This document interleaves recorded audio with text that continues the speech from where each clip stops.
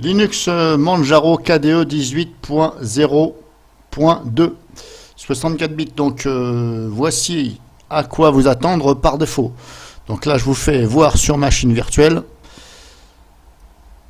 Alors elle est loin d'être ma préférée. Voilà, ça c'est une raison personnelle. Je vais vous expliquer pourquoi après.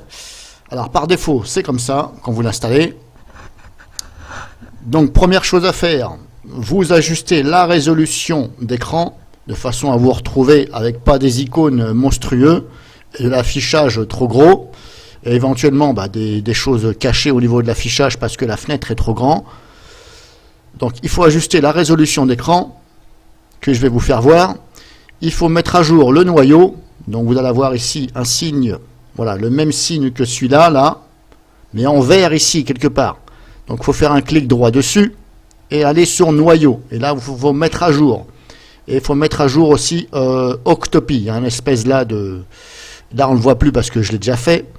Comme un espèce de fantôme, là, rouge. Bon, j'appelle ça un petit fantôme, hein, avec des yeux rouges.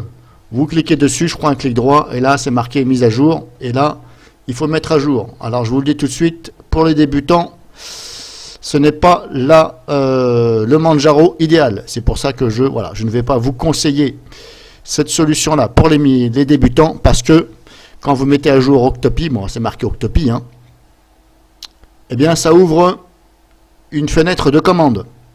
Voilà, comme un terminal. Eh bien là, les débutants, ils sont complètement paumés. Voilà, s'ils n'ont pas un minimum de logique et d'utilisation dans un terminal, etc., eh bien là, ils sont complètement perdus. Ça leur fait même croire que le système il a planté ou quoi que ce soit. Ils vont se demander mais qu'est-ce que c'est que cette fenêtre de commande qui s'ouvre? Et en plus il faut inscrire oui ou non, etc. Continuer. Donc là-dessus, peut mieux faire. Enfin, là, franchement, j'ai jamais vu ça. Et je trouve ça un peu, voilà, pas bien du tout pour les débutants. C'est pour ça que celle-ci, je la classe parmi les non pour les débutants, non recommandés et débutants. Ça, c'est mon point de vue. Maintenant, il y en a peut-être qui ne vont pas être d'accord avec moi, c'est pas grave. Ils pensent ce qu'ils veulent, je pense ce que je veux. Donc mettez bien à jour la résolution d'écran. Vous cliquez sur le menu démarrer. Vous allez sur, j'avais dit donc menu démarrer, pardon, et ici configuration du système. Alors, pour vous, si vous ne l'avez pas fait, ça va être beaucoup plus gros. Donc eh bien, éventuellement, il faut décaler la fenêtre pour avoir accès à tout. Ici, hop, vous descendez. Vous allez sur affichage et écran. Ici, il ne faut pas oublier de descendre. Voilà. Alors, comme je vous dis, là, votre fenêtre elle va être vachement grande. Peut-être qu'elle sera un petit peu comme ça. Alors, il faut la bouger. Malheureusement, c'est comme ça. Et ici, vous ajustez la résolution de façon à ce que ça corresponde bien, comme vous le voulez, avec votre écran d'ordinateur. Voilà. À vous de connaître la résolution de votre écran d'ordinateur. Moi, je vous le fais voir sur VirtualBox, mais c'est comme si vous étiez sur votre ordinateur. Donc, vous ajustez ici que ça corresponde. Et ensuite, vous n'oubliez pas ici d'appliquer, sinon ça ne va pas s'appliquer au prochain démarrage. Eh bien, ça risquerait de remettre comme c'était, à 800 par 600 par défaut. Et là, tout vous paraît gros à l'écran. Les icônes vont être grands, etc. Donc, vous mettez ça, vous faites les mises à jour, mettez le noyau avant, ce sera mieux. Mettez le noyau, donc. Vous allez avoir ici un message. Et comme je vous dis, ça va être ce même signe qu'on voit ici blanc. Il sera ici en vert, mais on ne le voit plus, j'ai déjà fait, clic droit, noyau, et vous mettez à jour la version la plus récente, c'est noyau 4,20 je crois, un truc comme ça. Donc vous cliquez sur installer, et vous rentrez votre mot de passe. Et vous faites les mises à jour Octopi, avec le terminal, ça va ouvrir, j'appelle ça un terminal, hein, une fenêtre là, avec des trucs à taper, qui n'est vraiment pas facile pour les débutants, et loin de là, surtout si vraiment ils débutent. Et vous faites les mises à jour et vous redémarrez. Alors le hic, voilà pourquoi je ne recommande pas non plus cette distribution. Par défaut. Après peut-être qu'il y a d'autres façons de faire, mais pour l'instant, moi je vous parle comme si que vous étiez débutant. Je vous fais voir. Là je vous ai expliqué tout ça. Les logiciels, là j'ai jamais vu ça. Je me demande, voilà. Donc je vais vous faire voir ça tout de suite.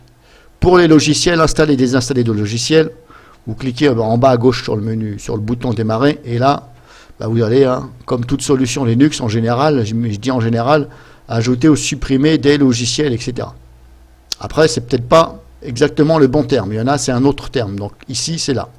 Apparemment, c'est là.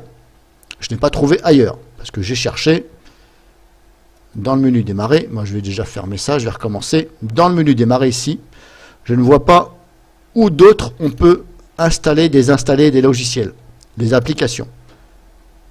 Là, bureautique, ben, si vous rentrez dans bureautique, ce sont les logiciels qui sont installés en bureautique, dans la catégorie bureautique. Donc pour revenir en arrière, ben, vous cliquez ici sur application, mais vous avez vu à chaque fois que vous voulez rentrer dans un onglet, l'onglet configuration, vous avez vu, je mets la flèche de souris, mais ça ne rentre pas dedans automatiquement, ça ne se développe pas automatiquement, c'est à moi de cliquer dessus. Donc là-dessus, moi j'aime pas, voilà. Moi j'aime pas, et je préfère que quand je mets la flèche de souris, ça développe, voilà. Un peu comme Windows 10 ou les autres solutions à Linux, certaines. Donc là, pour mettre à jour les applications, si je vais dans Système, j'ai ça, voilà. Fichier les journaux, c'est pas ça.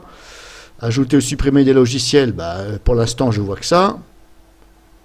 Et je ne vois pas où c'est d'autres. J'ai cherché, je n'ai pas vu. Alors, je clique dessus, je me comporte comme un utilisateur simple. Hein. Je vous fais voir comme si c'était un utilisateur simple. Et là, la personne va se retrouver devant ça. Et là, elle va se dire, what? Qu'est-ce que c'est? Ai-je bien cliqué?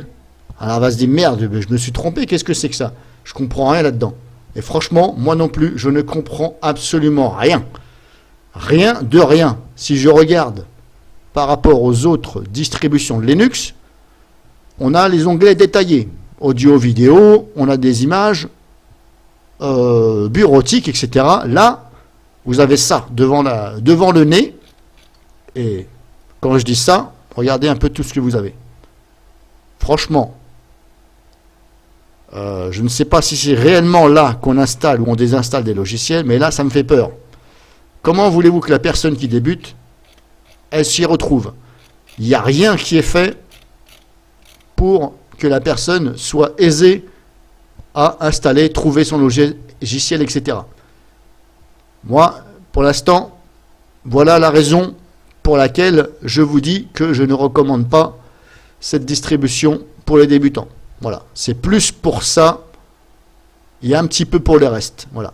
Mais là, franchement, je n'ai jamais vu ça. Alors, si à chaque fois, il faut se taper ici à écrire le nom du logiciel, à raison que vous ne faites pas une faute d'orthographe, ou vraiment ça trouve ou ça trouve pas, parce que vous avez oublié de mettre une majuscule, ou alors vous ne l'avez pas mise, etc. Vous avez mis un espace, il ne fallait pas mettre d'espace, etc. S'il faut faire comme ça, eh bien là, vous n'êtes pas couché, comme on dit.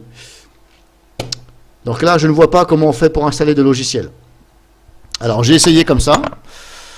Je me suis dit, bah tiens, je vais trouver. Alors, je vais essayer de taper le nom d'un logiciel qui est connu. On va prendre Shotcut, par exemple, c'est un exemple. Hein. Un logiciel de montage vidéo, édition audio. Je me dis, tiens, je vais mettre Shotcut. Et là, je vois Shotcut. Il y est bien. Bon. Mais, voyez.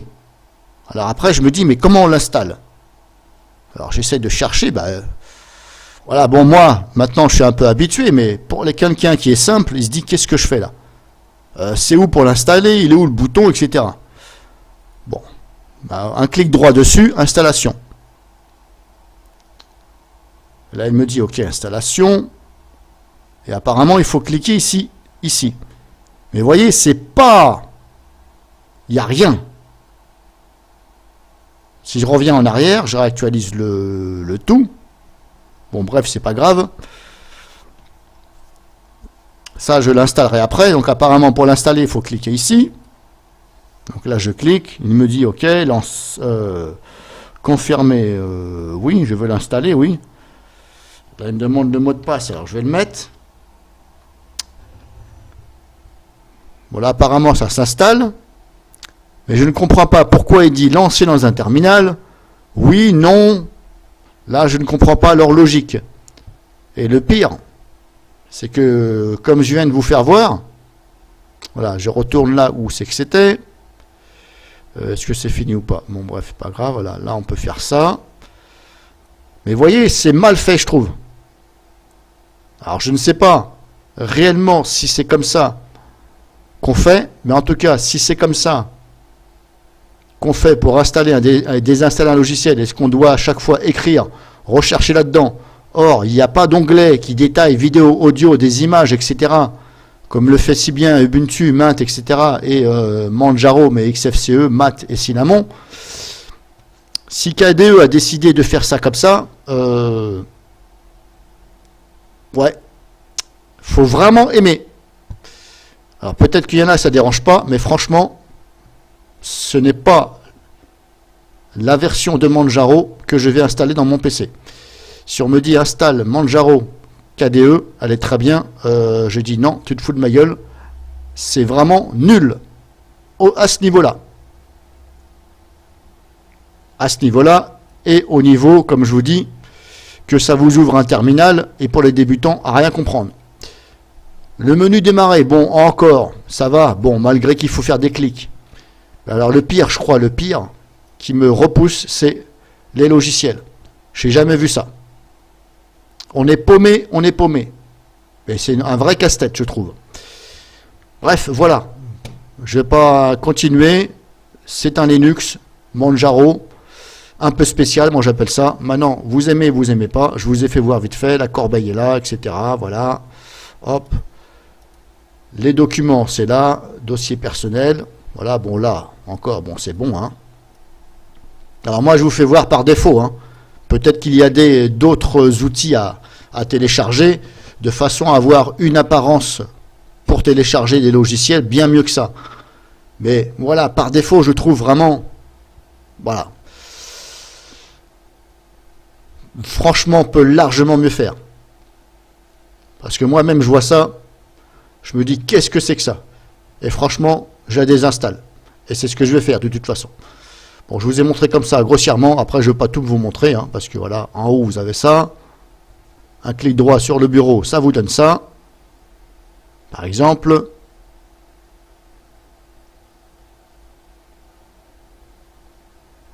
Clic droit ici en bas sur les pointillés. Ça vous donne ça. Clic gauche, ça fait ça.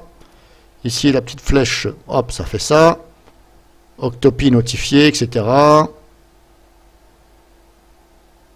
Gestionnaire de paramètres Manjaro, si je clique dessus. Pour l'instant, ça ne fait rien. Là, je suis en train de cliquer dessus. Bon, ça ne fait rien.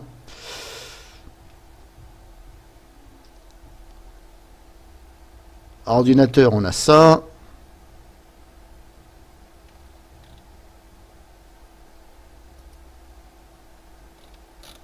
Ouais. Il faut aimer. Moi, je n'aime pas du tout. Franchement, je préfère